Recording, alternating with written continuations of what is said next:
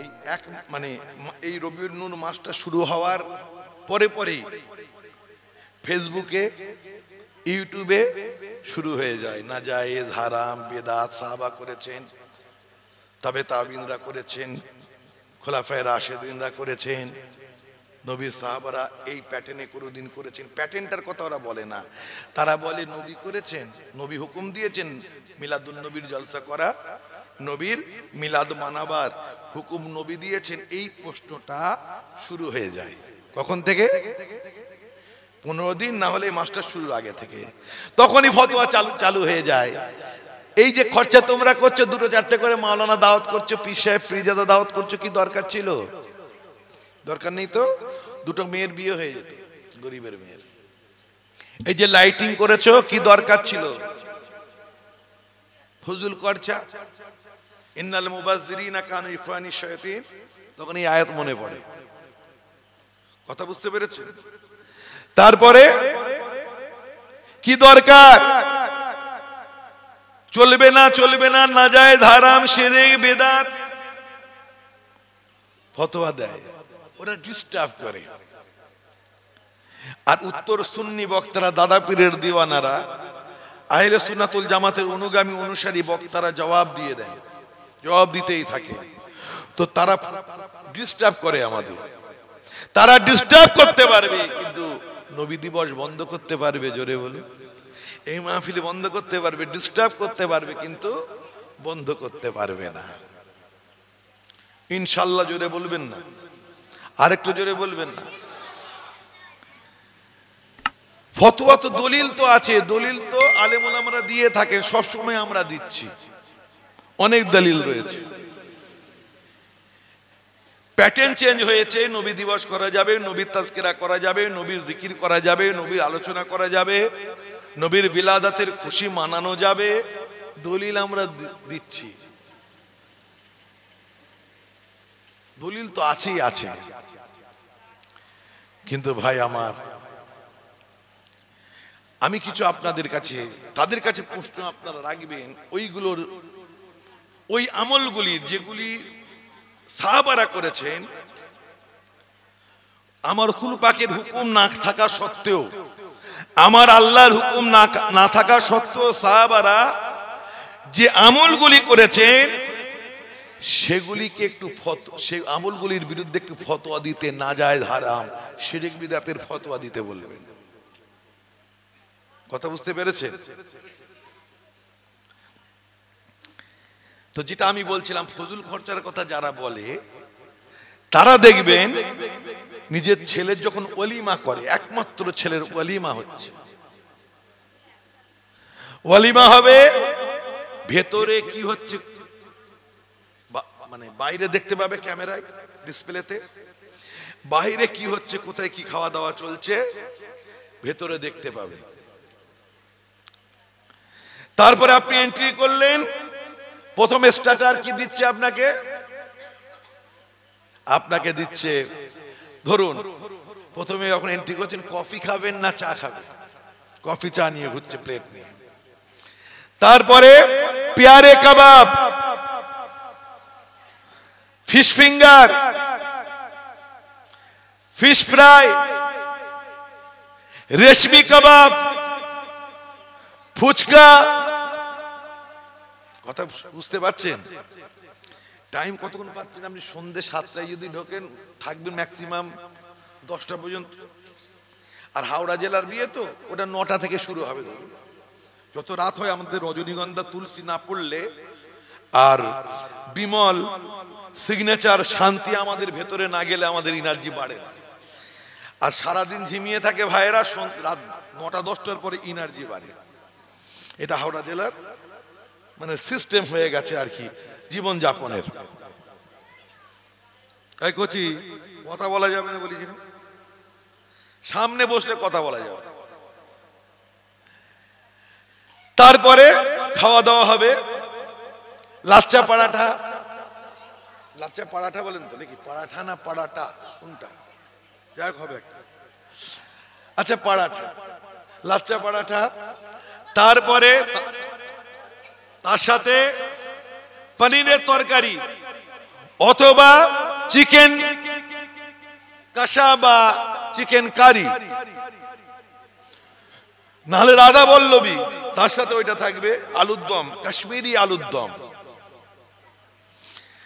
তারপরে এইভাবে চলতে থাকে। আমি তো মাশাআল্লাহ আপনারা দাওয়াত করেন, তা বিয়েটা অ্যাটেন্ড করি তো জানি, তো অনেক জায়গায় বিয়ে পড়াতে যায়, ওয়ালিমাতে যায়, তো মোটামুটি চললো কি। তারপরে চিকেন চাপ বা মটন চাপ আসবে ওগুলো হলো। তারপরে একদম কাচ্চি বিরিয়ানি, বাপ রে বাপ, একদম আরসালান ফেল বিরিয়ানি চলে এলো। বিরিয়ানির সাথে সালাদ, তারপরে বুরহানি, তারপরে আইসক্রিম, শীতকাল হলো আইসক্রিম, গরমকাল হলো আইসক্রিম, তারপরে থামস আপ, পান মশালা, খিলাল, পানের ব্যবস্থা স্টলে রয়েছে। ওখানে রজনীগন্ধা অ্যাভেলেবেল রয়েছে, সিগনেচারও রয়েছে, সমস্ত রকম গুটকা রয়েছে, 300 জর্দার পান, 120 শিবদাতা, সব জর্দা ওখানে রয়েছে, মিঠা পাতাও আছে, বাংলা পাতাও রয়েছে। কি খাওয়ানো হলো, দেখা যাচ্ছে 1100 টাকা প্লেট পড়ছে, 1000 টাকা। ওলিমা করা সুন্নাত, আমার নবী ওলিমা করেছেন, ওলিমা করার হুকুম দিয়েছেন, কিন্তু যে প্যাটার্নে করলেন, যে খরচ করে করলেন, নবী যেভাবে করেছেন, সাহাবারা যেভাবে করেছেন, সেইভাবে করা হলো কি খুরমা, খেজুর, কথা বলে, খুরমা খেজুর সাহাবারা দিয়েছেন, জবের রুটি, গমের আটার রুটি, একটু বকরির গোশত, এই তো নবীর দৌরে দুম্বার গোশত। তো ভাই আমার, এত কিছু খাওয়ানো হলো, ফজল খরচের ফতোয়াটা তখন কোথায় গেল? লাইটিং এত হয়েছে, বাপরে বাপ, আবার ফানুস গুলো জ্বলছে, টেবিল আবার ক্লোজ হয়ে যাচ্ছে, বাতি আস্তে আস্তে দিমি আসছে, আবার জোর হচ্ছে, পানিতে আবার ঝর্ণা লাগিয়েছে, নকশা second Hooghly bridge, second Hooghly bridge, তাই তো নকশা। এত খরচা হলো, মৌলী সাহেব ফতোয়া দাও নবী দিবসের বিরুদ্ধে, ওখানে গেছে, দাওয়াত করেছে, ওখানে জম্ম খাওয়া খেচ্ছো আর ঢেকুর তুলছো, ওই ফতোয়াটা দাও না ভাই।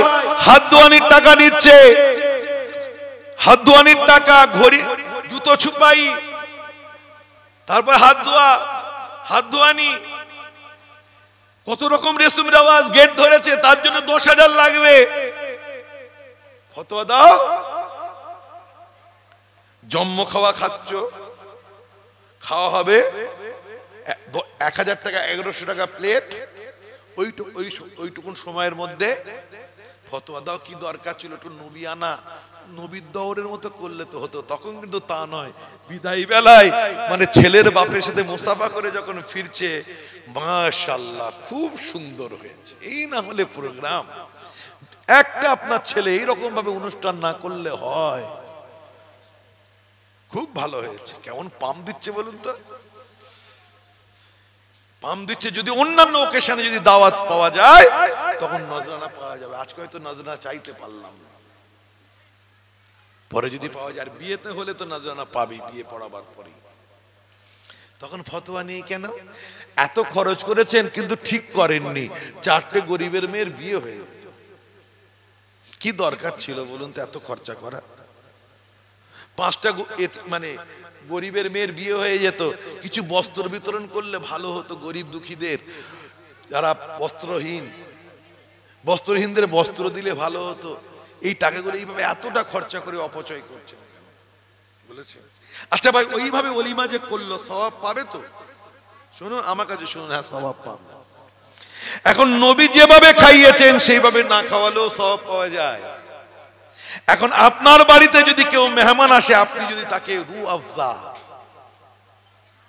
শরবতে আজম, শরবত করে যদি খাওয়ান, বা কোল্ড ড্রিঙ্কস ক্যাম্পা যদি আপনি খাওয়ান, ওইটা মেহমানের সাথে যদি খাওয়ান, সওয়াব পাবেন তো? জোরে বলুন, পাবেন? আপনি মানুষকে খাওয়াচ্ছেন, বিরিয়ানি খাওয়াচ্ছেন, সওয়াব পাবেন তো? নবী খাওয়াননি, কিন্তু এগুলো সব সওয়াবের নিয়তে। আমরা যে জলসা করছি নবী মিলাদুন নবী জলসা, নবী করেননি।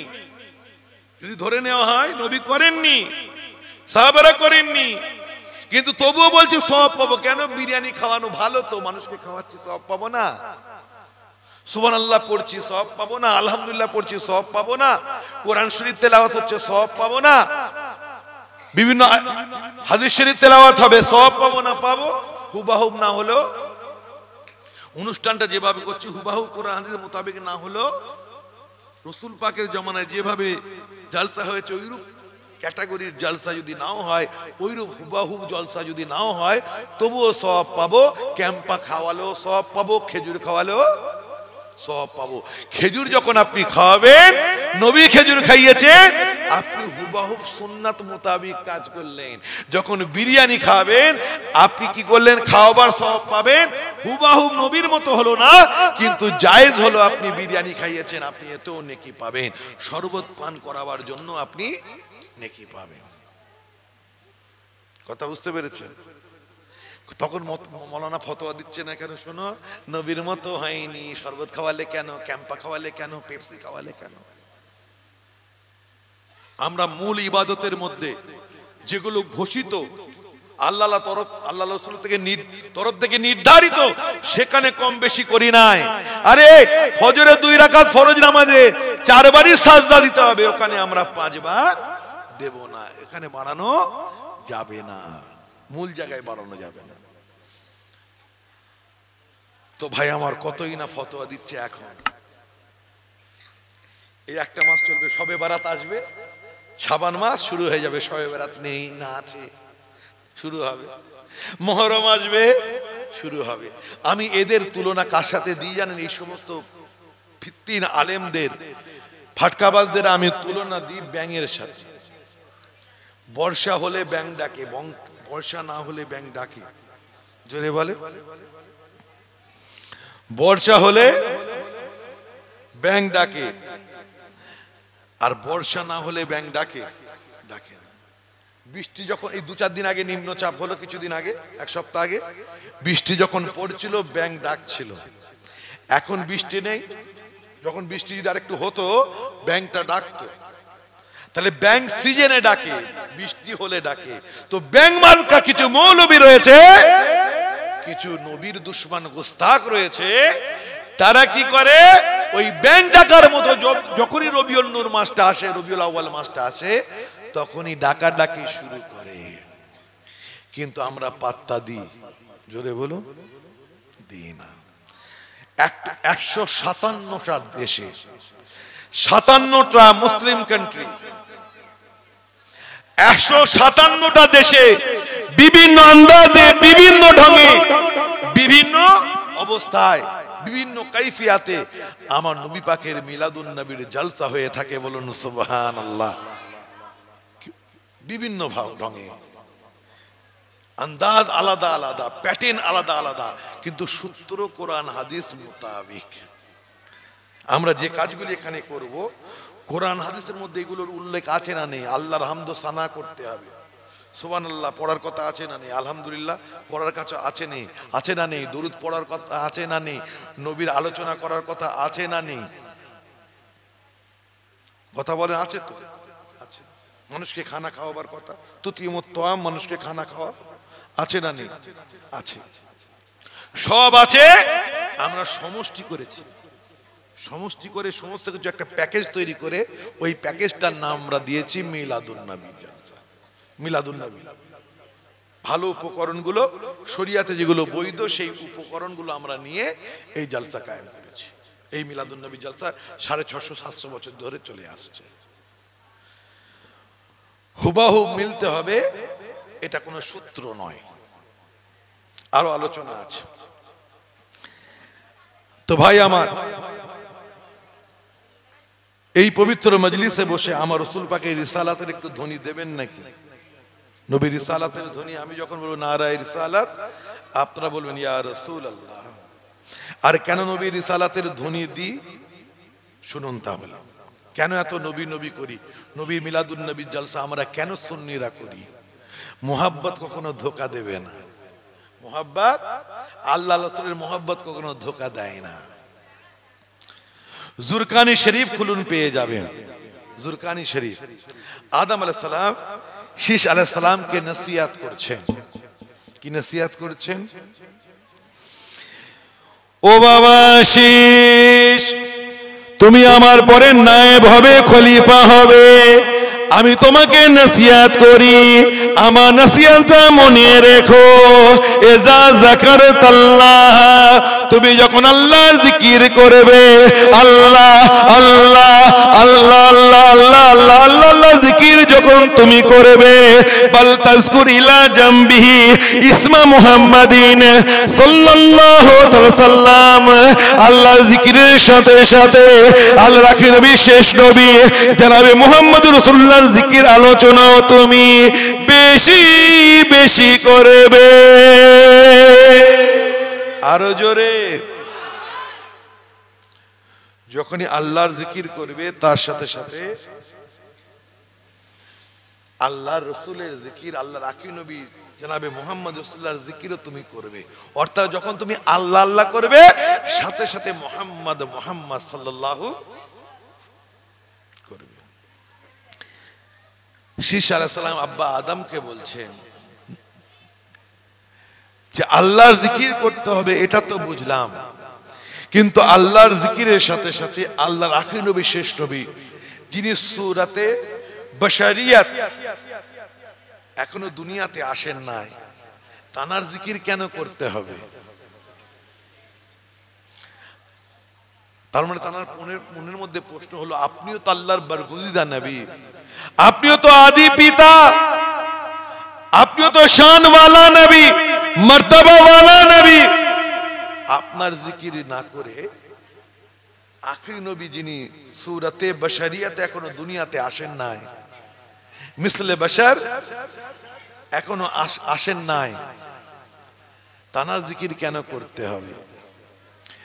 ওই সময় আদম আলাইহিস সালাম বলেছিলেন, ও বাবা শীশ, আল্লাহ যখন আমার শরীরে রূহ দিলেন, জান দিলেন, আমার শরীরে যখন আল্লাহ জান দিলেন, আমি মাথা তুলে আসমানের দিকে তাকালাম, তাকাবার সাথে সাথে আল্লাহর আরশ দেখতে পেলাম।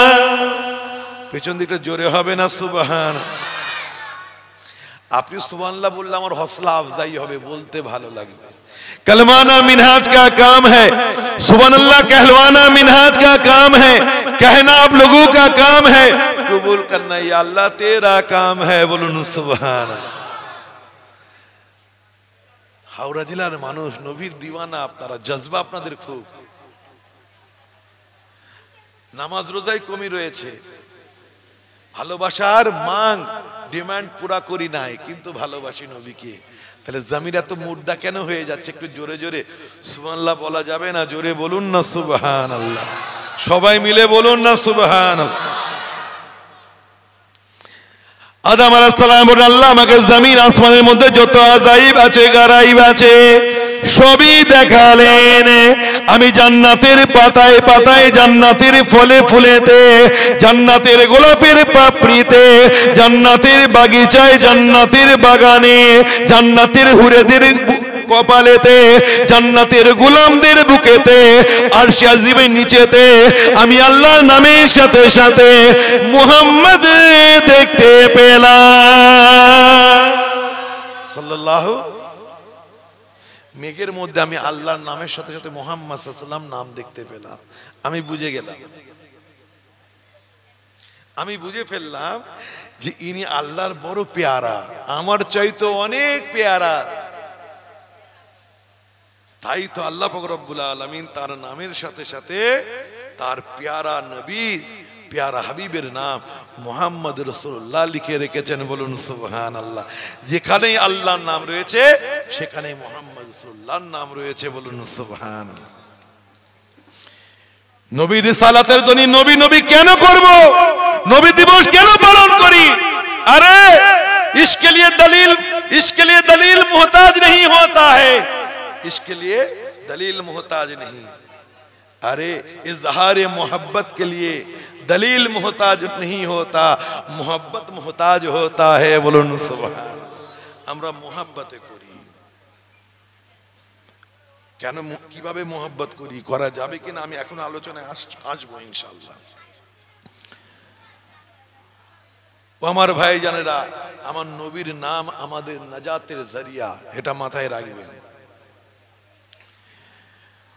নূহ আলাইহিস সালাম, নূহ আলাইহিস সালাম ইসলামের প্রচার করছেন।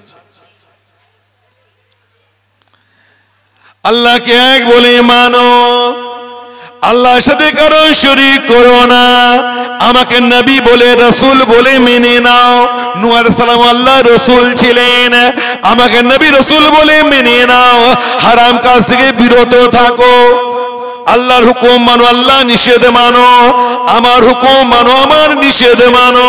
প্রচার করছেন। প্রথমে কিছু মুসলমান হলো, ঈমান আনলো। কার উপরে? এখানে মুসলিম বলতে বোঝাতে চাইছি বিশ্বাসী হলো। কার উপরে? নূহ আলাইহিস সালাম। তারপর আবার নাফরমানি চালু হয়ে গেল। এত নাফরমানি করছে 950 বছর ধরে, ইসলামের দাওয়াত দিচ্ছেন। এমনকি বেটা কেনান, সেও বাপের কথা শুনলো না, আল্লাহর হুকুম মানলো না, আব্বা নূহ আলাইহিস সালামের কথা মানলো না। কোন কেউ মানছে না। এবার নূহ আলাইহিস সালাম আল্লাহকে বলেন, আল্লাহ অনেক চেষ্টা করেছে, এরা হেদায়েত হচ্ছে না, এদের নেস্তে নাবুদ করে দাও, মিসমার করে দাও, তাবাহ করে দাও।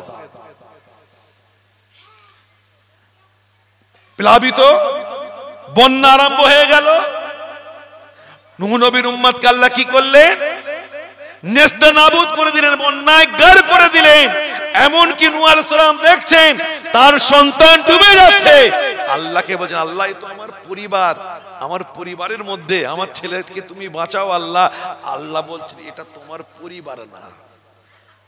কোরআন খুলুন, পেয়ে যাবে। মুক্তাসার করে বলছে, সময় অনেক কিছু বলার আছে, তাই তোমার পরিবার নয়, এ তোমার পরিবার নয়।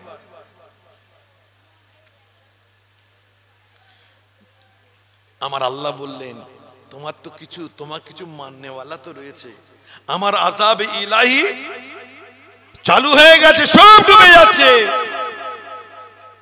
তোমাকে যে কষ্টিটা আমি বানাতে বলেছিলাম, ওই কষ্টির উপরে যারা মেনেছে, তোমাকে নবী বলে রাসূল বলে মেনেছে, আল্লাহকে মেনেছে, আমাকে মেনেছে, তাদের ওই কষ্টির উপরে তুলে দাও।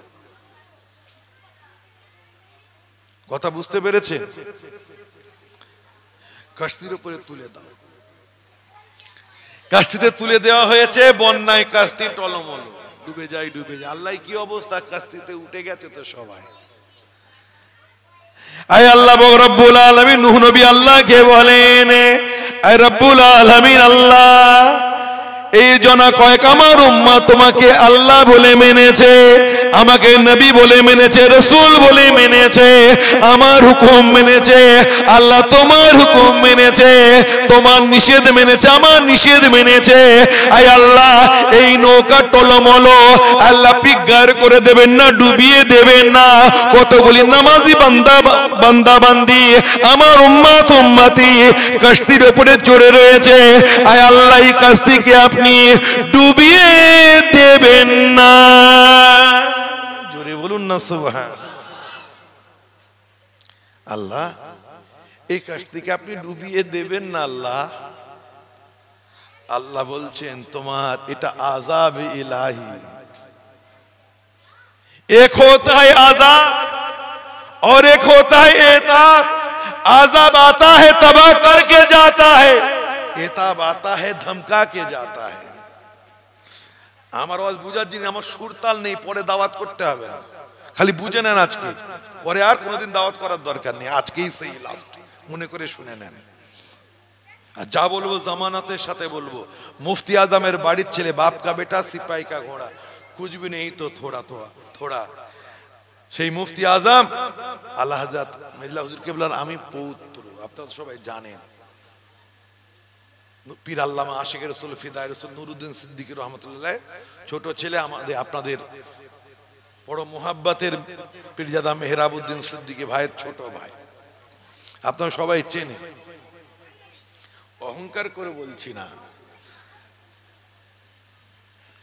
তো ভাই আমার যা বলবো জামানাতের সাথে বলবো, একটু বোঝার চেষ্টা করবেন, আপনি যাতে পরবর্তীতে উত্তর দিতে পারেন, মুখালিফদের সামনে আপনি যেন দাঁড়াতে পারেন, সেই তৈরি করার কাজটা করার চেষ্টা আমি অন্তত করি। কে কি করে জানেন, খালি কেসা কাহিনী আমি বলি না, কেন ওগুলো ইবরাত না, ইবরাত হাসিল করার জন্য প্রয়োজন আছে, ওগুলো বলি কম, কিন্তু যে তালিমাতগুলো আমি আপনাদের দিতে চাই তার দ্বারাই আপনার এক একজন নবীর পাক্কা আশিক এবং পাক্কা নবীর প্রেমিক হয়ে, নবীর আশিক হয়ে যেন নবীর দুশমনদের বিরুদ্ধে আপনারা সোচ্চার হতে পারেন, রুখে দাঁড়াতে পারেন। সেই সালাহিয়াত যেন আল্লাহ, সেই কাবিলিয়াত আল্লাহ যেন আপনাকে দান করেন। ওই জন্য যে কথাগুলি বললে আল্লাহ দান করবেন সেগুলি আমি বলতে চাই। এতাব হয়, এই যে আমফান, ফনি, এই যে বন্যা হয়েছে, পুরসুরা, খানাকুল, উদয়নারায়ণপুর, মেদিনীপুরের কিছু অংশ, বাঁকুড়ার কিছু অংশ, এই যে বন্যা হয়েছে, এই বন্যাতে তারা ডুবেছে। ওই বন্যা কি স্থায়ী থাকবে না আবার নরমাল অবস্থায় ফিরে আসবে, কি মনে হয় বলেন? একটু কথা তো বলেন। নরমাল অবস্থায় ফিরে আসবে। এটা আল্লাহর ডরাওয়া, আল্লাহর ডর, আল্লাহ ভয় দেখাচ্ছেন, ফিরে আয়, তোদের নেস্তে নাবুদ করে দিতাম, তোদের মিসমার করে দিতাম, তোদের তাবাহ করে দিতাম। তোরা আমার নাফরমান। অন্যান্য নবীর উম্মতেরা যত না পাপ করেছে তার চাইতে লেটেস্ট আধুনিক পাপ তোরা করিস। তাদের জামানায় ল্যাপটপ, কম্পিউটার ছিল না, আধুনিক পাপের এতগুলি উপকরণ ছিল না। তাদের পাপের জন্য আমি আল্লাহ নেস্তে নাবুদ করে দিয়েছি আযাবে ইলাহি দিয়ে। তোরা পাপ বেশি করিস কিন্তু আযাবে ইলাহি দিতে পারছিস না, পাচ্ছি না আমি আল্লাহ। এই জন্যই পাচ্ছি না, তোদের মাঝে যে আমার হাবিব রয়েছেন, বলুন সুবহানাল্লাহ। আমার হাবিবের খাতিরে তোদেরকে বন্যায় ক্ষণিকের জন্য ডোবায়, আবার তোদেরকে নরমাল অবস্থায় ফিরিয়ে আনি। আয়লা হয়, আমফান হয়, ফনি হয়, সাময়িক হয়, তারপরে আবার নরমাল অবস্থায় ফিরে যায়। তোদের নেস্তে নাবুদ করে দিচ্ছি না। নবীর জন্য কেন বললাম, এটা তো বলতেই হবে। কোন এক তারিখে আমার নবী চিন্তার মধ্যে রয়েছেন, আমি আবার ফিরে আসবো, একটু মনে রাখবেন আমার কথা, কারণ এদের জন্য আমি কিন্তু সব ভুলে যাচ্ছি। তাই আমি যেখানটা ছাড়ছি নবীর কাছ থেকে, এটা মনে রাখবেন না, আমাকে আবার ফিরতে হবে কেন। আর ওইগুলো এরা তো মাথা চনমন করে দিচ্ছে, ওই জন্য ভুলে যাচ্ছি, মনে রেখো তুমি। হ্যাঁ, আমার নবী ঝরঝর করে কোন এক তারিখে কাঁদছেন, আমার রাসূল পাকের চোখ মোবারক দিয়ে টপ টপ করে পানি ঝরছে, আমার রাসূল পাকের দাড়ি মোবারক ভিজে যাচ্ছে, সিনা মোবারক ভিজে যাচ্ছে।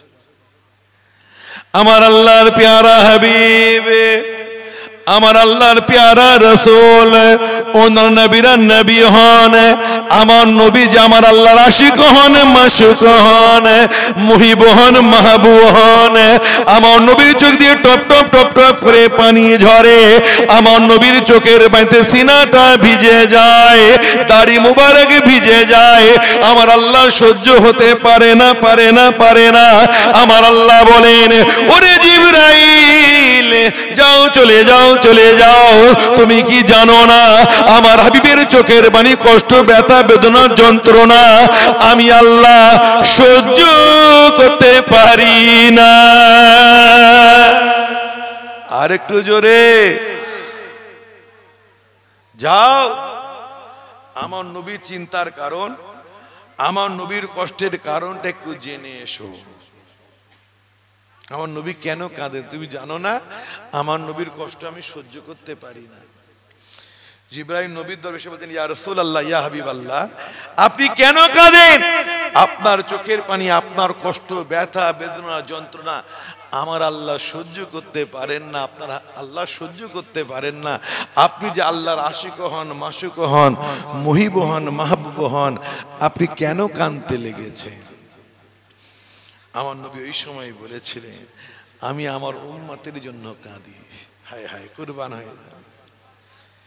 আমি আমার উম্মতের দুর্দশার কথা ভেবে কাঁদি। অন্যান্য নবীদের উম্মতকে আল্লাহ রব্বুল আলামিন তাদের পাপের কারণে, গুনার কারণে যেমন আযাবে ইলাহি, গজবে ইলাহি দিয়ে ধ্বংস করে দিয়েছেন, ওইরূপ আমার উম্মত বড় গুনাহগার হবে, বড় খাতাকার হবে।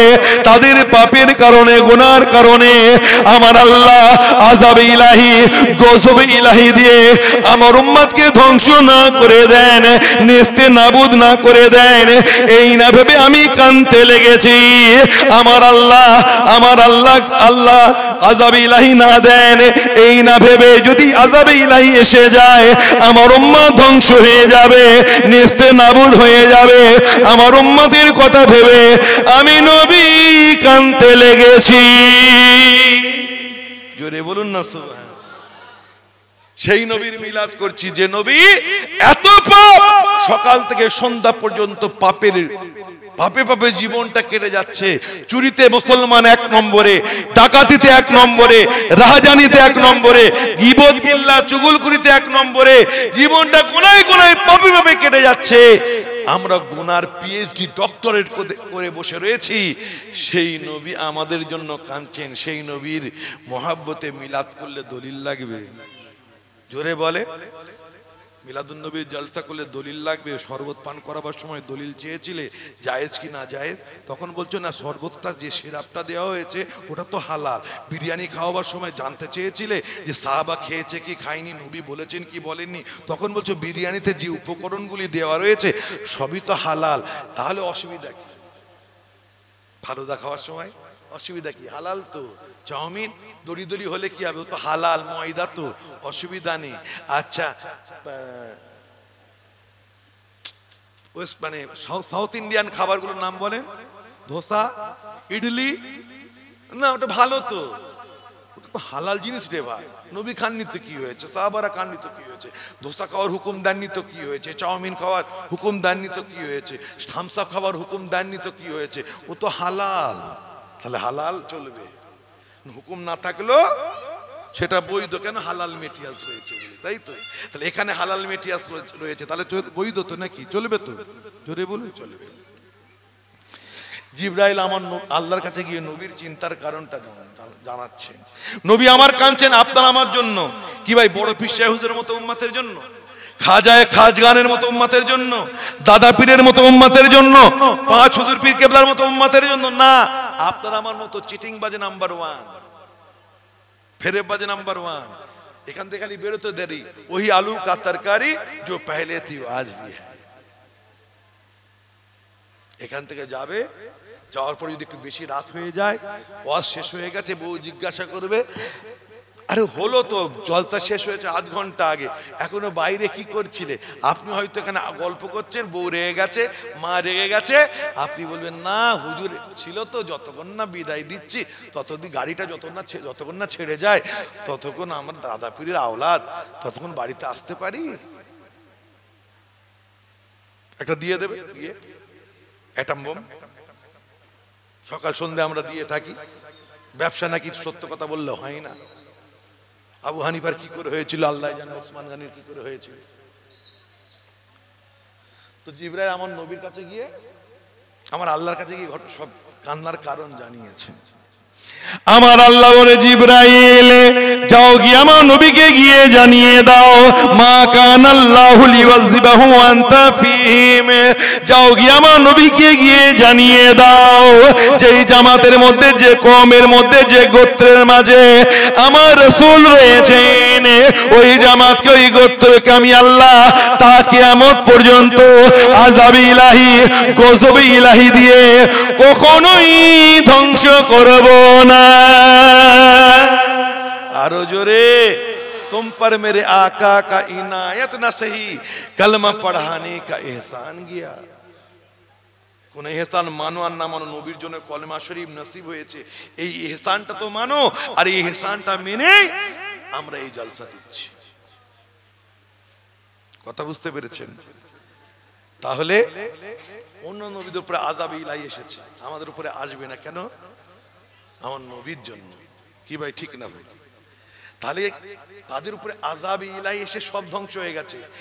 আযাবে ইলাহি যখন আসবে নামাজিও মারা যাবে, আল্লাহওয়ালা মারা যাবে, সব মারা যাবে। কিন্তু এতাব যখন আসবে, এতাব আসে স্থায়ী হয় না, আযাব স্থায়ী হয়। সেই যখন হবে স্থায়ী আযাব হয়ে ধ্বংস হয়ে যাবে, তারপরে আযাব বন্ধ হবে। তো নূহ নবী বলছেন, আল্লাহ আমার কাশতির উপরে কিছু নামাজি, কিছু আমাকে মাননেওয়ালা, তোমাকে মাননেওয়ালা কিছু ভালো লোক এই কাশতিতে উঠেছে, তবুও টলমল করে কেন, ডুবে যাবে কেন? আল্লাহ আল্লাহ বলছেন এটা আমার আযাব, ডুবিয়ে দেব।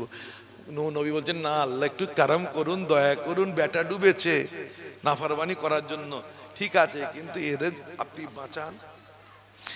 আমার আল্লাহ বলেন, কানটা খাড়া করে শুনুন, আমার আল্লাহ সময় বলেছেন, এই নূহ তোমার উম্মতের নামাজ, তোমার উম্মতের রোজা, তোমার উম্মতের দান খায়রাত, তোমার উম্মতের নেক আমলগুলি এই আযাবে ইলাহি থেকে, আমার আযাব থেকে বাঁচার জন্য যথেষ্ট নয়, যথেষ্ট নয়।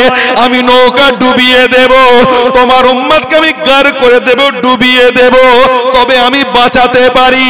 ওই নৌকাতে তুমি লিখে দাও আমার আখির নবী, শেষ নবী জনাবে মুহাম্মদুর রাসূলুল্লাহর পবিত্র মুহাম্মদ নামটা লিখে দাও। আর আমার হাবিবের নাম যদি তুমি লিখে দাও, আমার হাবিবের নামের খাতিরে ওই কাশতিকে আমি ডুবিয়ে না দিয়ে ওই কাশতিকে আমি কিনারাই করে দেব। আমার আখিরি নবীর নাম কাশতিতে লিখে দাও মুহাম্মদ সাল্লাল্লাহু, যদি লিখে দিতে পারো আমার আযাবে ইলাহি রুকে যাবে। তো ওই কাশতিটাকে আমি ভাসিয়ে রাখবো কিনারার সাথে, কিনারা কাশি করে দেব, আমি ভাসিয়ে রাখবো, ডুবিয়ে দেব না। জোরে বলবেন না স্যার? আপনার আমার নামাজ, যে হালাতের নামাজ আপনি আমি পড়ি, যে হালাতে রোজা আপনি আমি রাখি, যে আলামের ইবাদত করি, মনে হয় কবুল হবে? কথা বলে আল্লাহু আকবার। আলু, পটল, টাকাটা নিয়েছি তো, পকড়া দিয়ে চেক করেছি,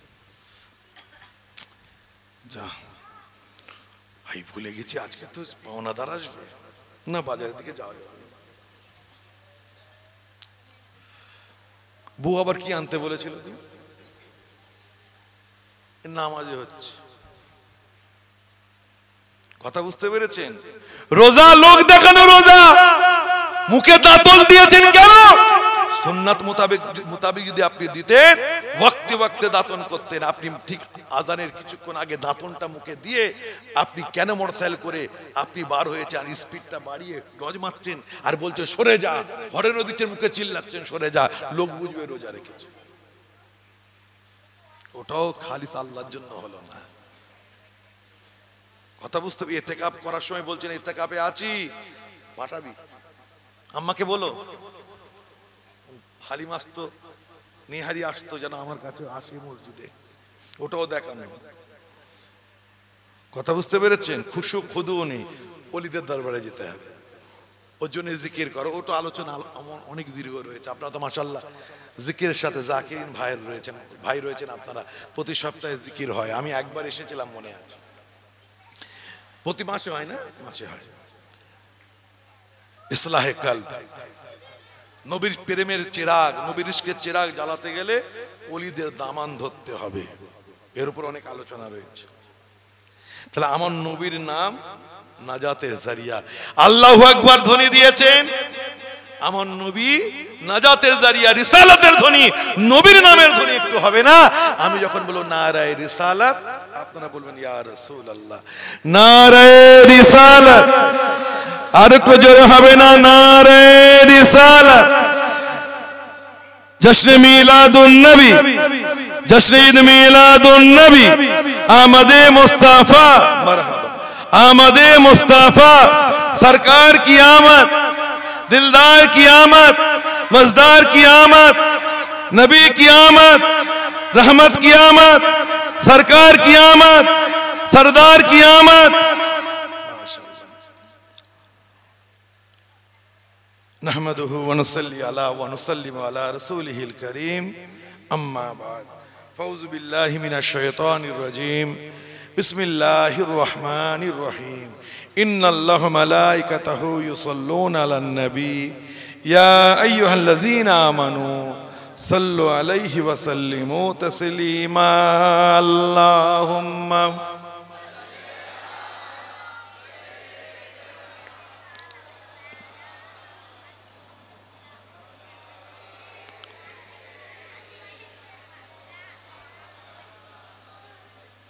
मुहब्बते पढ़ुन अल्लाहुम्मा।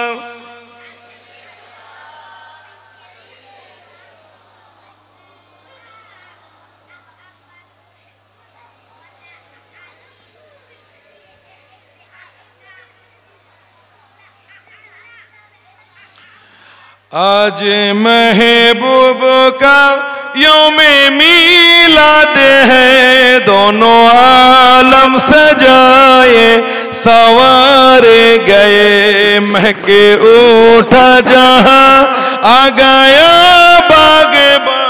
बागे जन्नत ज़मीं पर उतारे गए। अल्लाह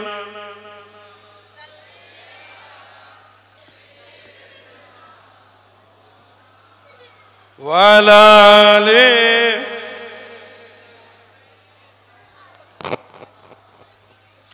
महकी महकी हवा है बिखरने लगी, महकी हवा है बिखरने लगी। जुल्फे महबूब शायद संवरने लगी, खूब किस्मत हमारी चमकने लगी, खूब किस्मत हमारी चमकने लगी। खूब बनते मुकद्दर हमारे गए। अल्लाह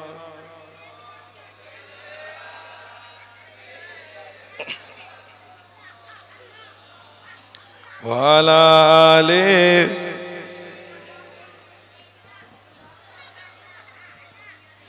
हो गई हुस्ने खालिक की जलवागरी, हो गई हुस्ने खालिक की जलवागरी। नूर से गोद है आमिना की भरी, नूर से गोद है आमिना की भरी। जिसके घर की सलामी को आदब से, जिसके घर की सलामी को आदब से। काबातुल्लाह के झुकते मीनारे गए। अल्लाह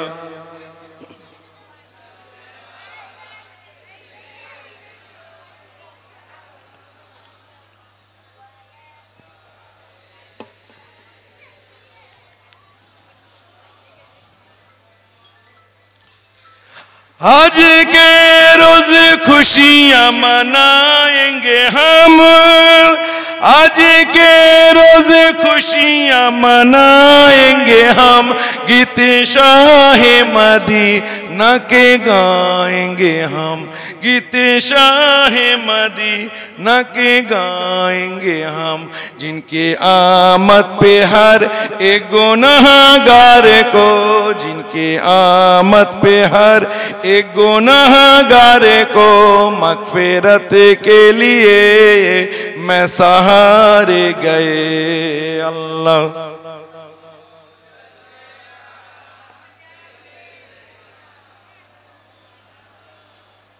वाले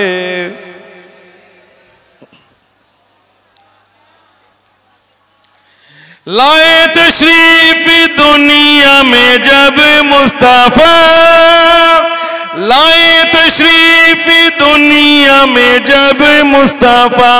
बहरे उम्मत का सजदे में सर झुक गया, बहरे उम्मत का सजदे में सर झुक गया। उनके सजदे की अज़मत का क्या कहना, उनके सजदे की अज़मत का क्या कहना। आसियों के गुनाह धुल सारे गए। अल्लाह माइकल ने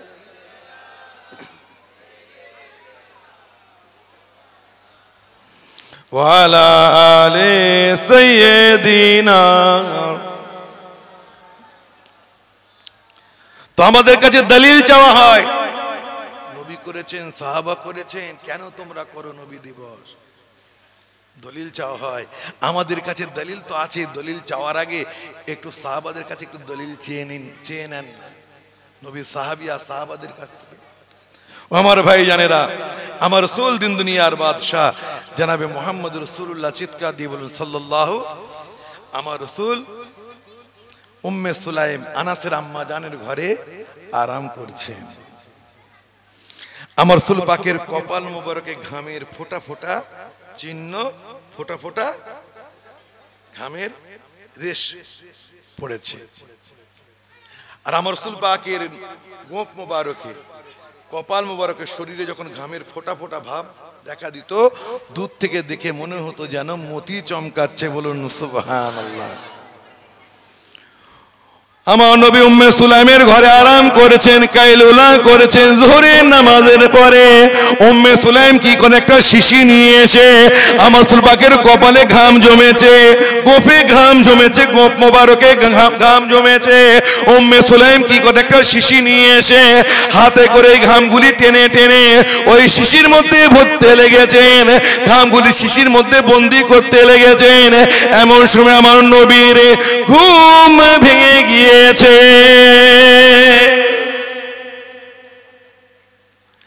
উম্মে সুলাইম আনাসের আম্মা জান রাসূল পাকের ঘামটা শিশির মধ্যে ভরছেন।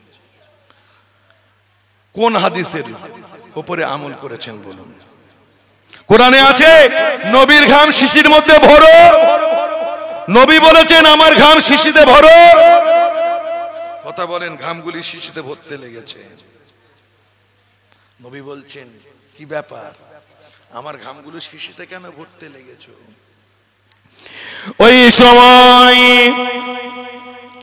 ওই সময় উম্মে সুলাইম বলেছিলেন নাজালাহু ফি তিবিনা হুয়া মিন আতিবিতিবে। ইয়া রাসূলুল্লাহ, ইয়া হাবিবাল্লাহ, আপনার ঘামগুলি এই জন্যই শিশির মধ্যে ভরতে লেগেছি। ঈদে বকরা, ঈদে ভালো ভালো অনুষ্ঠানের দিনগুলিতে আপনার ঘাম মোবারক আমাদের ছেলে পিলেদের শরীরে আতর হিসাবে ব্যবহার করব, আতর হিসেবে ব্যবহার করব বলে ঘাম ভরতে লেগেছি শিশির মধ্যে। আমার নবী বলেছিলেন যে আমার ঘামগুলি শিশিতে ভরবে আর তোমাদের বাচ্চাদের আতর হিসেবে ব্যবহার করবে। দলিল চাইছো? আরে আমাদের কাছে দলিল চাওয়ার আগে আমার রাসূল পাকের আনাসের আম্মা জান উম্মে সুলাইমের কাছে দলিল চান, তিনি কোন হাদিসের, কোন কোরআনের হুকুমে তিনি ওই শিশির মধ্যে ঘাম ভরতে লেগেছেন। জবাব আসবে, উম্মে সুলাইম জবাব দেবেন ইজহারে मोहब्बत है, इसमें दलील नहीं लगता, इसमें दलील का जरूरत नहीं होता है, इसमें इश्क जरूरत होता है। বলুন সুবহানাল্লাহ। জবাব আসবে ইশকে করেছি, ভালোবাসায় করেছি। উম্মে সুলাইম বলছেন আপনার ঘামের সুগন্ধের কাছে মিশকে আম্বরের সুগন্ধ টেক খাই না। বলুন সুবহানাল্লাহ। দলিল চান? নবী বলে সাহাবা কোন কার হুকুমে করেছে? জবাব আসবে মুহাব্বতে করেছেন। কি ভাই ঠিক না? যদি আল্লাহ জিজ্ঞাসা করেন হাওড়া জেলার মৌরি রক্তলাল আমার বান্দারা, তোরা নবী দিবস কেন করেছিস, কোন হাদিসের ভিত্তিতে, কোন কোরআনের ভিত্তিতে করেছিস? আমরা বলবো ইজহারে মুহাব্বত করেছি। দলিল আমাদের কাছে নেই, কোরআন হাদিসের ভিত্তি কিনা কোরআন হাদিসে আছে না নেই জানি না, যা করেছি মুহাব্বতে নবীর ইশকে করেছি। বলুন সুবহানাল্লাহ। কোন জিনিসের নিষেধ হতে গেলে শরীয়তের হুকুম জানতে হবে। ওমা আতাকুমুর রাসূলু ফাকুযুহু ওমা নাহাকুম আনহু ফান্তাহু। আল্লাহর হুকুম মানো, নবীর হুকুম মানো, নবীর নিষেধ মানো। নবীর নিষেধের লিস্টে আমাদের এই জলসা আছে, আল্লাহর নিষেধের লিস্টে আছে নেই? শুনুন, নিষেধের লিস্টে যদি কোনো কাজ থাকে, কোরআন হাদিসে নিষেধ যদি থাকে, সে কাজটা করা যাবে না। যদি নিষেধের লিস্টে না থাকে তাহলে সেই কাজটা করলে উসুলে হাদিসের নিয়ম অনুযায়ী সেটা জায়েজ হবে, জায়েজ হবে। আপনার মামাতো বোন, খালাতো বোনকে বিয়ে করা চলবে, কোরআন হাদিসে কোথাও আছে নাকি? আছে? দেখাতে পারবেন? আমার আল্লাহ বলেছেন মামাতো বোনকে বিয়ে করো, খালাতো বোনকে বিয়ে করো, চাস্তো ভাগ্নিকে বিয়ে করো বলেছেন, নিজের ফুফাতো বোনকে বিয়ে করো। কেন করছেন? আমার আল্লাহ যাদের সাথে বিবাহ হারাম করেছেন সেই লিস্ট আল্লাহ কোরআনে দিয়ে দিয়েছেন। মায়ের সাথে, খালার সাথে, নিজের খালা, নিজের ফুফু, নিজের মেয়ে, হ্যাঁ, নিজের পুতনি, নিজের পোতা, এইভাবে পুতনি, এইভাবে লিস্ট করে দিয়েছেন। হারামের লিস্ট আছে, হারামের লিস্টগুলো বাদ দিয়ে দেন, যেগুলো বাঁচবে বিয়ে করে নেন, জায়েজ হয়ে গেল। তো হারামের লিস্টে এটা নেই, কিন্তু আছে আমাদের এই মাহফিল, এরকম মাহফিল হারামের লিস্টে আছে নেই, কিন্তু প্রত্যেকটা সূত্র করে হাদিসে রয়েছে। মুস্তাজিন হুকুম জানেন উম্মে সুলাইমের কাছ থেকে? আরো শুনুন, আম্মা জান আয়েশা সিদ্দিকা মুতাহারা তাহেরা রাদিয়াল্লাহু তাআলা আনহা আরবের বড় বড় রাইসদের মেয়েদের বিয়েতে যেতেন, বড় বড় কাবিলার সর্দারদের বিয়েতে যেতেন, বড় বড় নিজের সখীদের বিয়েতে যেতেন। তো বিয়ে বাড়িতে গেছেন, বিয়ে বাড়ির সবচাইতে বড় আকর্ষণ হলো কি? জোরে বলুন, বিয়ে বাড়ির সবচাইতে বড় আকর্ষণ কি? বর আর কনে। তো আম্মা জান আয়েশা সবাই দামি দামি আরবের রাইসের মেয়েরা রেশমের কাপড়, দামি দামি লেবাস পরে রয়েছে, আধুনিক আধুনিক পোশাক তখনকার দৌড়ের। আম্মা জান আয়েশা তালি মারা, আমাদের মা গিয়েছে তালি মারা পোশাক। যখনই আম্মাজান পৌঁছেছে সমস্ত সখীরা, আম্মাজান আয়েশা সিদ্দিকার সখীরা আরবের রাইসের আয়েশার কাছাকাছি ঘুরঘুর করতে লেগেছে। আম্মাজান আয়েশার কাছাকাছি সবাই ঘুরছে আর প্রশ্ন করছে, জানতে চাইছে, আয়েশা ও আয়েশা, তুমি যে আতরটা মেখেছো, এই আতরটা তুমি কোন শহর থেকে মাঙিয়েছো বলো? এত সুন্দর, এত সুগন্ধময়ী আতর আমরা জীবনেও শুকি না, এত সুন্দর সেন্ট, এত সুন্দর পারফিউম আমরা জীবনেও, পারফিউমের আমাদের কাছে নেই, আর এই রকম সুগন্ধ আমরা কোনোদিন পাই না। কোথা থেকে পেলে এই দামি আতর? কোথায় পেলে? শাম থেকে? বলো না, শাম থেকে আনিয়েছো? বসরা থেকে? ইয়ামান থেকে? কুফা থেকে? কোথা থেকে আনিয়েছো বলো? এত সুন্দর সুগন্ধ। ওই সময় আম্মা জান আয়েশা বলেছিলেন, ইয়া রাসূল, আম্মা জান আয়েশা ওই সময়ই বলেছিলেন, আমার সখীরা, আরবের রাইসের মেয়েরা, বউয়েরা, আরবের আমার সখীরা, আরবের রাইসের ছেলে মেয়েরা, এটা কোনো আতর নয়, আতর নয়, আতর নয়। আমি শাম থেকে, বসরা থেকে, ইয়ামান থেকে, কুফা থেকে কোনো আতর আনাই নাই, আনাই নাই। এটা কোনো আতর নয়, আতর নয়, আতর নয়। এটা হলো আমার রাসূল পাকের পাসিনা মালকে চালিয়ে আই, শরীরে লাগিয়ে চলে এসেছি, বলুন সুবহানাল্লাহ। নবী বলেছেন, আয়েশা তুমি আমার ঘামগুলো সংরক্ষণ করে তুমি ঘাম আমার মাখবে, ঘাম মোবারক বলেছেন, হাদিসে আছে নবীর ঘাম আতর হিসেবে ব্যবহার করো। নবী বলেছেন, আল্লাহ বলেছেন কোরআনে। আম্মা জান আয়েশাকে জিজ্ঞাসা করুন, আম্মা জান আয়েশা আপনি কেন আতর নবীর ঘাম আতর হিসেবে ব্যবহার করলেন? উত্তর আসবে, মুহাব্বতে করেছি, বলুন সুবহানাল্লাহ। আমার ভাইজানেরা, আবু বকর সিদ্দিক রাদিয়াল্লাহু তাআলা আনহু আমার রাসূল পাকের চুল মোবারক, মুয়ে মোবারক সংরক্ষণ করে একটা আলমারির মধ্যে রেখে দিয়েছেন। নবী বলেছেন, আবু বকর সিদ্দিককে আমার চুল তুমি তাবারক করে রাখো, দাড়ি তাবারক করে রাখো বলেছেন। ভালো করে বুঝুন, আপনারা উত্তর দিতে পারবেন। সারা জীবন খালি বোতল ফাটাবার ওয়াজ শুনছেন, এগুলো শুনুন। চুল মুবারক নিয়ে নবী বলেছেন, আবু বকর আমার এই দাড়িটা নিয়ে যাও, আমার এই চুলটা তুমি নিয়ে যাও বলেছে। সংরক্ষণ করে সংগ্রহ করে ঘরে সংরক্ষণ করে রেখেছেন আলমারির মধ্যে। বাড়িতে আছেন, হঠাৎ গোটা বাড়ি থেকে কোরআন তেলাওয়াতের শব্দ শুনতে পান, বলুন সুবহানাল্লাহ। কোথা থেকে আওয়াজ আসছে আবু বকর সিদ্দিক বুঝতে পারছেন না, কোরআন তেলাওয়াত হচ্ছে। নবীর কাছে চলে গেছেন, ইয়া রাসূলুল্লাহ, ইয়া হাবিবাল্লাহ, আমার বাড়ি থেকে আমি বাড়ির মধ্যে কোরআন তেলাওয়াতের আওয়াজ শুনতে পাই, কে যেন কোরআন তেলাওয়াত করে। ফাসি একদম ফাসি লেহাজে তারজে ফাসাহাতের সাথে বালাগাতের সাথে ভালো ইলহানের সাথে সুন্দরভাবে কোরআন তেলাওয়াত, তাজবিদের সাথে কোরআন তেলাওয়াত, এত সুন্দর তেলাওয়াত, শুদ্ধভাবে তেলাওয়াতের আওয়াজ আমি শুনতে পাচ্ছি, কি সুন্দর কণ্ঠস্বর। হুজুর আওয়াজ তো বার হচ্ছে, শুনতে পাচ্ছি, কোথা থেকে হচ্ছে বুঝতে পারছি।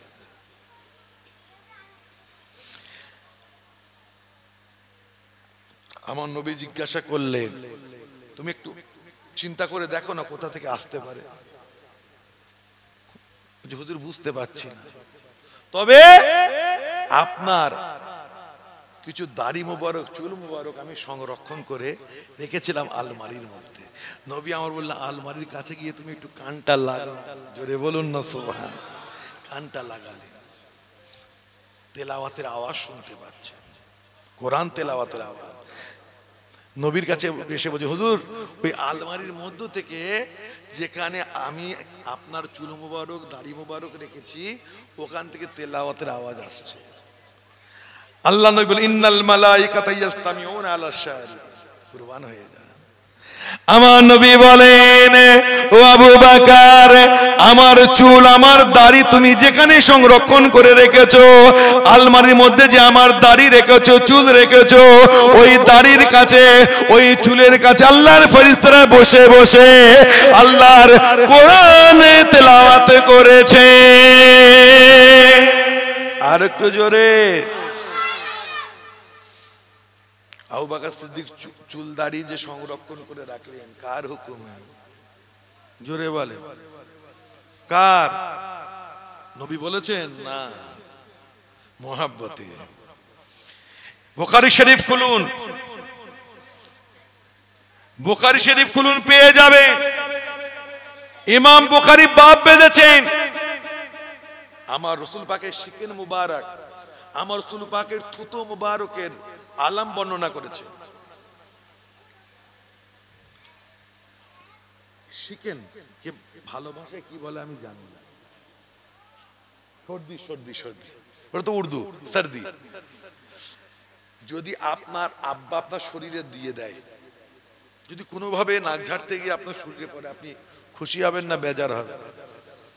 কথা বলে, আব্বা কি করলে? বাপ অসুস্থ, বাপ অসুস্থ, সর্দি বার হচ্ছে, মুখের সামনে ধরছে, ছেলে ঘৃণায় মুখ ঘুরিয়ে নিচ্ছে, হালকা পালিত, নাজাসাতে খাফিফা।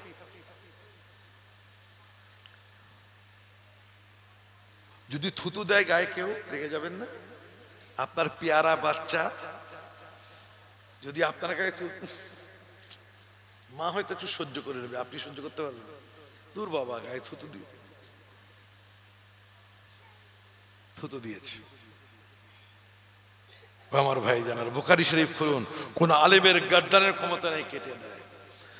আমার রাসূল পাক যখন শিকেন মুবারক ঝাড়তেন, সাহাবারা জমিনে ফেলতে দিতেন না, হাতে করে ধরে নিতেন। আমার রাসূল পাক যখন থুতু মুবারক ফেলতেন, সাহাবারা কি করতেন? লুবাবে দেন, হাতে নিয়ে নিতেন, চেহারাতে লাগাতে আরম্ভ করে দিতেন, গোটা শরীরে লাগাতে আরম্ভ করে দিতেন। সাহাবাদেরকে জিজ্ঞাসা করবেন না, নবী বলেছেন যে আমার এই শিকেনটা ফেলছি, সাথে করে নিয়ে গায়ে মাখো? বলতে পারেন নবী এই কথা কোনোদিনই? বলতে পারেন, বলতে পারেন নবী বলেছেন যে আমার থুতুগুলো তোমরা হাতে করে নিয়ে গোটা শরীরে মাখবে, তোমাদের শরীরে মাখবে, আমার শিকেনগুলো মুখে মাখবে, শরীরে মাখবে।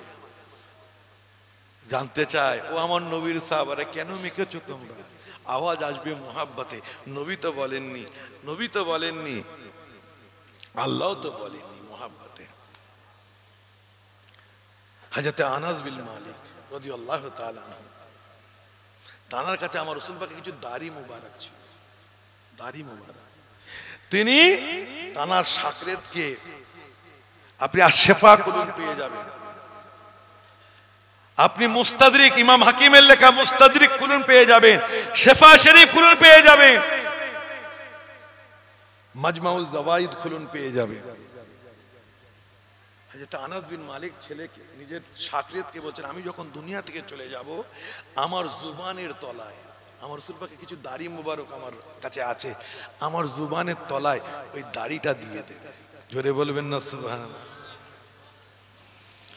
এই জন্যই দিয়ে দেবে, আমার জুবানের তলায় দাড়ি, রাসূল পাকের দাড়ি মুবারকটা দিয়ে দিয়ে আমাকে তোমরা দাফন করবে।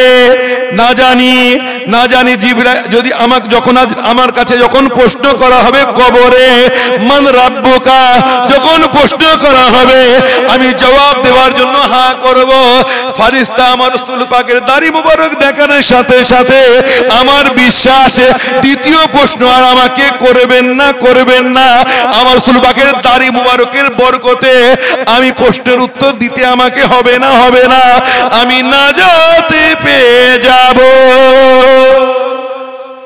ফেরেশতা দ্বিতীয় প্রশ্ন আমাকে আর করবে না, মান রাব্বুকা। আমি যখন জবাব দেব রব্বি আল্লাহ, আমার জুবান যখন ফাঁক হবে আমার রাসূল পাকের দাড়ি মুবারকটা দেখে ফেলবে ফেরেশতা, হয়তো আর দ্বিতীয় প্রশ্ন আমাকে করবে না। ওই দাড়ি মুবারকের বদৌলতে, বরকতে রাসূল পাকের দাড়ি মুবারকের বরকতে আল্লাহ আমাকে নাজাত দিয়ে দেবেন। বলুন সুবহানাল্লাহ। নবী বলেছেন, এই মালিক, এই আনাস বিন মালিক, তুমি তো 10 বছর আমার খেদমত করেছো, আমার এই দাড়ি নিয়ে যাও, যখন তুমি মারা যাবে ওসিয়াত করে যাবে তোমার ছেলেকে বা শাকরেদদের ওসিয়াত করে যাবে, বউ বাচ্চাদের, যেন তোমার জুবানের তলায় দিয়ে দেয়। জোরে বলে। উত্তর আসবে কি? মুহাব্বতে। দলিল চাও, ফতোয়া দাও না ওখানে। নাজায়েজ হারাম নবী বলেননি, সাহাবাকে দাও ফতোয়া, বেদাত কাজ করেছে দাও, বলো কত বড় মাজাল।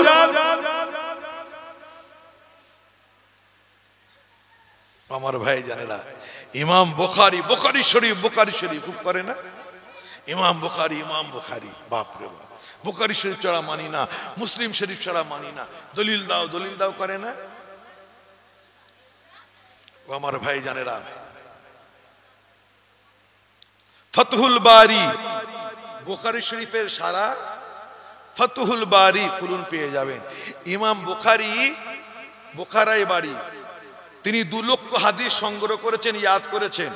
তার মধ্যে কাটছাঁট দিয়ে 7563টা মতো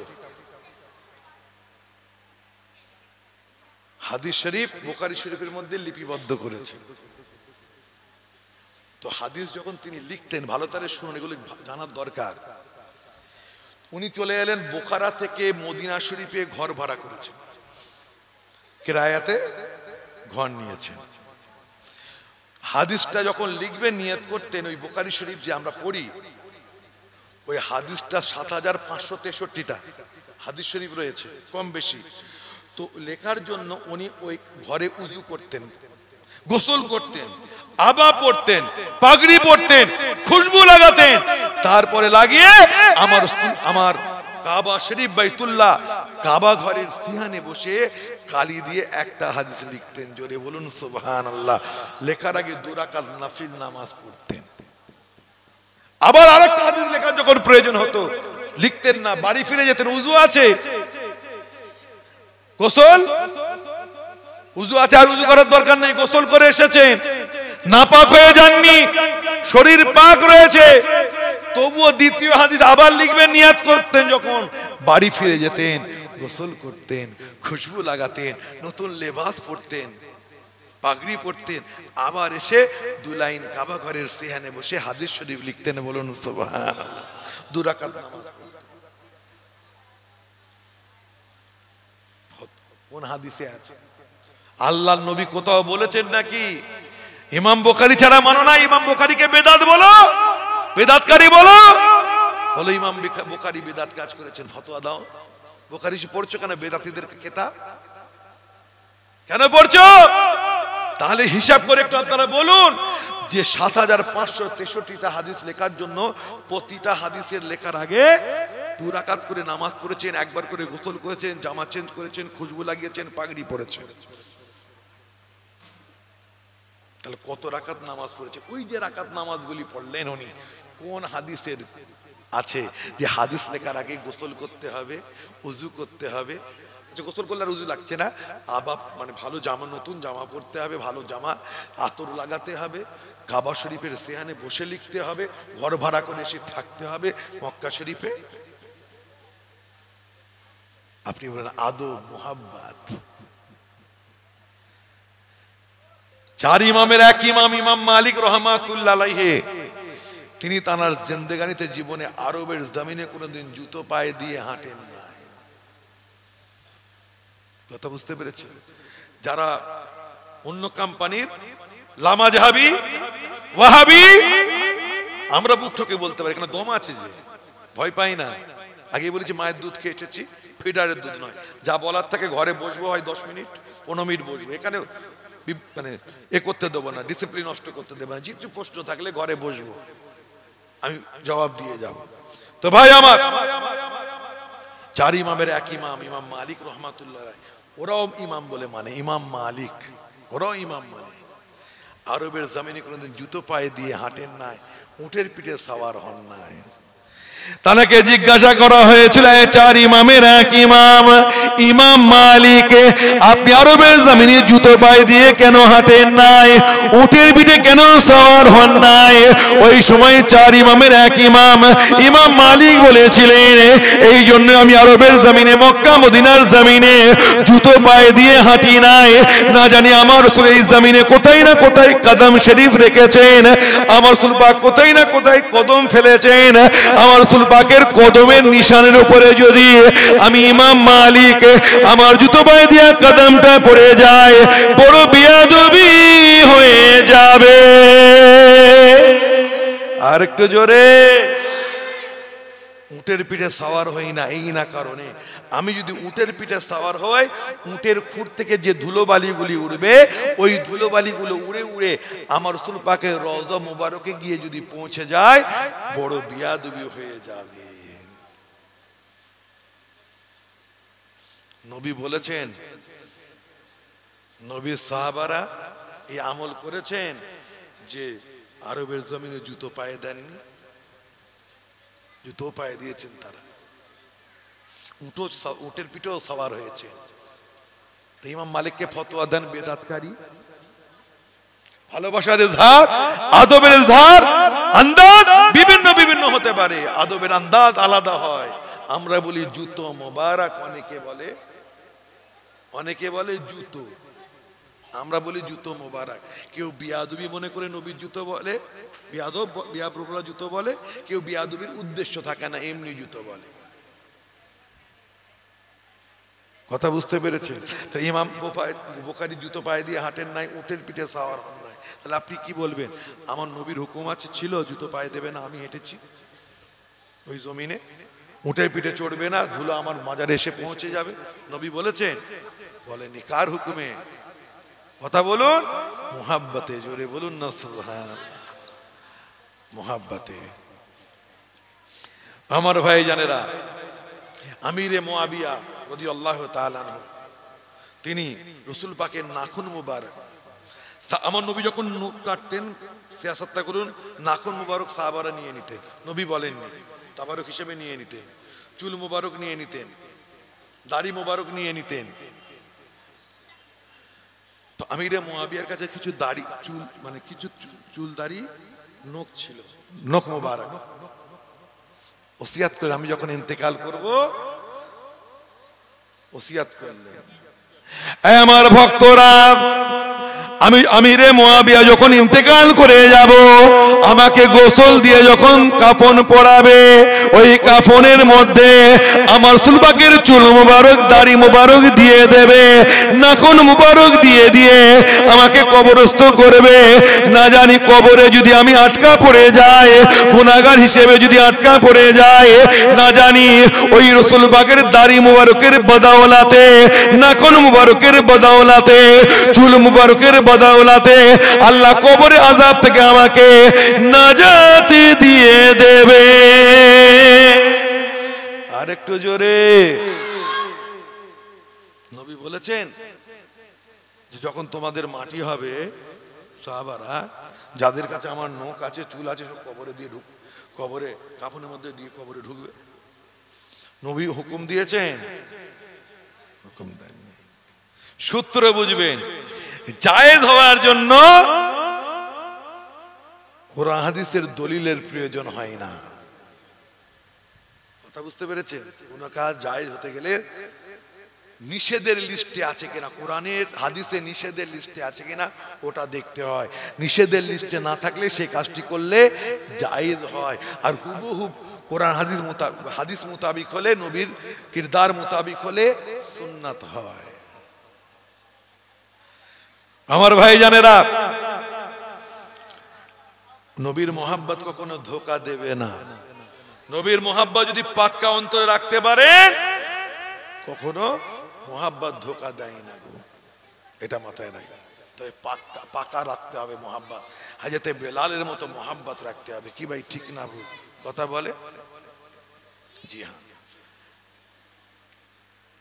সবাই জানেন। আমি একটা নুকতা বলছি। হাজরতে বেলাল রাদিয়াল্লাহু তাআলা আনহু উমাইয়া ইবনে খালফের জার খরিদা গোলাম ছিলেন। উমাইয়া ইবনে খালফের কেনা গোলাম, মুসলমান হয়েছে। উমাইয়া ইবনে খালফ বলে, ওরে বেলাল, তোকে আমি কিনেছি তোর শরীরের সমস্ত অঙ্গের উপরে, তোর জিসমের উপরে, তোর সমস্ত অঙ্গের উপরে আমার অধিকার। मैंने तुझे खरीदा है, तू मेरा जर खरीदा हुआ গোলাম है, তুই আমার কেনা গোলাম, তোর উপরে আমার অধিকার রয়েছে, আমার হুকুম তোকে মানতে হবে। ओरे बेलाल, दिल मैंने खरीदा है, तेरा दिल के ऊपर मेरा हक है, मैंने तुझे खरीदा है, तेरा तमाम आज़ा पर मेरा हुकूमत है, मेरा हुक्म है। दिल मैंने खरीदा है, दिल मेरा है, धड़कन में मुस्तफा है। दिल आमार धड़कने नबी नबी नबी नबी। मुसलमान হয়েছিস, তোর কলিজা থেকে আল্লাহর মোহাব্বত, রাসূলের মোহাব্বত টেনে বার কর। निर्मम अत्याचार चालू हो गल, निर्मम अत्याचार। हजरते बेलाल आओ बोले नौफो बोले ना, मुझके हंसी हंसते থাকেন আরে বলতে থাকেন, ওরে উমাইয়া ইবনে খালফে আইয়ুবা উতাইবা, তোরা যতই কষ্ট দিস না কেন, যতই নির্মম অত্যাচার আমার উপরে করিস না কেন, এই অন্তর আমি দিয়ে দিয়েছি, আমার রাসূলকে দিয়ে দিয়েছি, আমার আল্লাহকে দিয়ে দিয়েছি। যতই আমার উপরে নির্মম অত্যাচার করিস না কেন, আমার কলিজা থেকে আমার আল্লাহর মোহাব্বত, আমার রাসূলের মোহাব্বত কখনোই কাটতে পারবি না। আমার কলিজা থেকে আমার আল্লাহর, আমার রাসূলের মোহাব্বত কখনোই কাটতে পারবে না। তীব্রতা অত্যাচারের নির্মমতা আরো বেড়ে গেল। বাচ্চাদের হাতে পায়ে দড়ি বেঁধে আরবের বাচ্চাদের হাতে ছেড়ে দেওয়া হলো, উবার খাবার রাস্তার উপর দিয়ে টান মার, তপ্ত বালির উপর দিয়ে টান মার, তপ্ত বালির উপরে শুইয়ে রাখ, উবার খাবার রাস্তার উপর দিয়ে টেনে টেনে নিয়ে যা। যে যত পারিস কষ্ট দিতে পারবি, যত নির্মম ভাবে কষ্ট দিতে পারবি, তোদের ইনাম দেওয়া হবে, ছেলেদের বাচ্চাদের বলে দেওয়া হবে। আহারে, ওই তপ্ত বালির উপর দিয়ে টান মারা হচ্ছে। হযরতে বেলালের শরীর থেকে ফিনকি দিয়ে রক্ত বার হতে থাকে, গোটা পিঠ চিড়ে গিয়েছে, যেখান থেকে টান মারা হচ্ছে রক্তের দাগ পড়ে যায়, গোটা শরীর ছিঁড়ে যাচ্ছে। আহ বলেন, ওফো বলেন না, আহাদ আহাদ আহাদ, এক আল্লাহ আল্লাহ আল্লাহ আল্লাহ আল্লাহ করতে থাকেন। মাঝে মাঝে নবী নবী নবী নবী নবী নবী করতে থাকেন। কষ্ট দেওয়া চলছে, নির্মম কষ্ট দেওয়া হচ্ছে। এমন সময় উমাইয়া ইবনে খালফ হযরতে বেলালের বুকের উপরে পাথর চড়িয়ে দিল। আহ বলেন, ওফো বলে না, আল্লাহ আল্লাহ করতে থাকে। জোরে বলুন না সুবহান।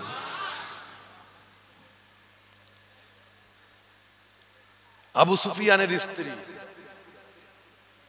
সেও এসে লাত হুবুল মানাতের মুরাদগুলো মূর্তিগুলো নিয়ে এসে শরীরে খোঁচা দিয়ে দিয়ে, মুখে খোঁচা দিয়ে দিয়ে বলে, বল লাত তোর খোদা, উজ্জা তোর খোদা। জবানে একটাই নাম, আহাদ আহাদ আহাদ। জোরে বলুন না সুবহানাল্লাহ। আমার ভাই জানেরা, ঘটনা বলার উদ্দেশ্য আমার না, একটা নুক্তা বলার জন্য এতটা ঘটনাই বললাম, এগুলো আপনারা বারবার শুনেছেন।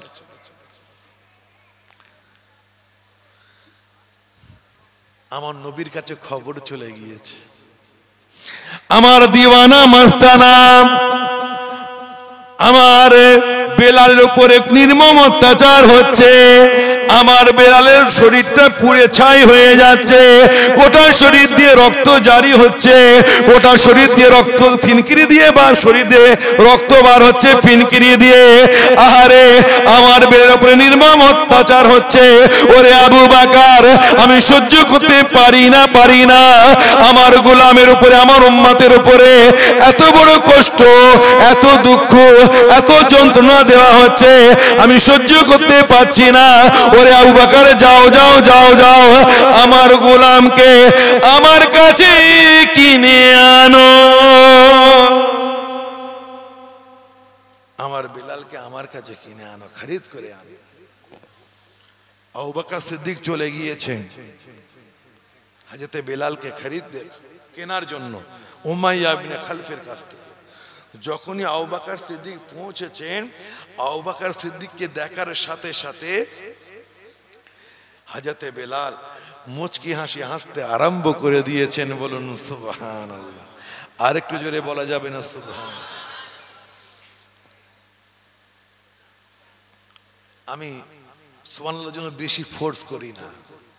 मैं दाएं नहीं देखता, बाएं नहीं देखता, मैं तो दिल वालों को देखता हूं, नबी का आशिकों को देखता। অন্তরের ব্যাপার, বেশি ফোর্স করব না। আর অন্তরের ব্যাপার। আপনি সুবহানাল্লাহ বললে আমার হসলা আফজাই হবে, বলতে ভালো লাগবে, আমার জজবা আসবে, আমি বলাবার জন্য একটু নেকি পাবো, আপনি বলছেন আপনি একটু নেকি পাবেন, এতটুকু ফায়দা আছে। আল্লাহ নবী বলেছেন সুবহানাল্লাহি তামলাউল মিজান, যে সুবহানাল্লাহ বলবে কাল কিয়ামতের দিনে তার মিজানের পাল্লা ভারী হয়ে যাবে। বলুন সুবহানাল্লাহ।